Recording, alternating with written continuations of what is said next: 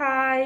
കുറേ പേര് ചോദിക്കുന്നുണ്ട്, നിങ്ങൾ കോഴിക്കോട് പോയിട്ട് എന്തായി, കോഴിക്കോട് പോയിട്ട് എന്ത് ടെസ്റ്റാണ് ചെയ്തതെന്നൊക്കെ ചോദിക്കുന്നുണ്ട്. ഒത്തിരി മെസ്സേജുകളൊക്കെ വരുന്നുണ്ട് കേട്ടോ. നമ്മൾ കോഴിക്കോട് പോയിട്ട് ചെയ്തത് ഇ ജി ആണ് ചെയ്തത്.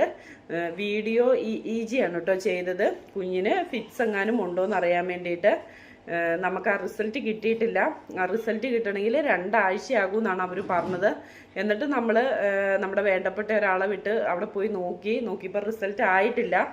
പിന്നെ നമ്മൾ ആദ്യം ചെയ്ത ടെസ്റ്റിൻ്റെ റിസൾട്ട് നമുക്ക് കിട്ടിയിട്ടില്ല. അത് ചിലപ്പോൾ 2 ദിവസത്തിനുള്ളിൽ കിട്ടുമെന്ന് പറഞ്ഞിട്ടുണ്ട്.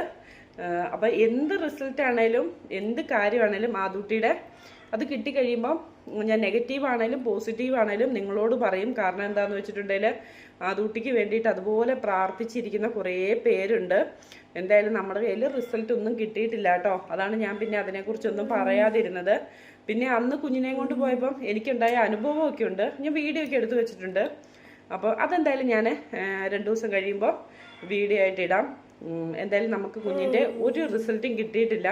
അതാണ് കോഴിക്കോട് പോയപ്പം എന്തായി എന്ന് ചോദിക്കുന്നതിന് ഞാൻ മറുപടി തരാത്തത്. പിന്നെ കുറേ പേരിങ്ങനെ ചോദിക്കുമ്പം ഞാൻ ഒരു ഷോർട്ട് ഇടാമെന്ന് വിചാരിച്ചു കേട്ടോ. ഞാൻ ലോങ് വീഡിയോ പറയാമെന്നാണ് വിചാരിച്ചത്.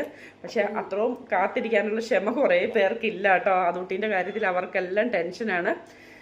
അപ്പം റിസൾട്ട് കിട്ടിയിട്ടില്ല. കിട്ടുമ്പോൾ ഞാൻ എന്തായാലും പറയാവേ.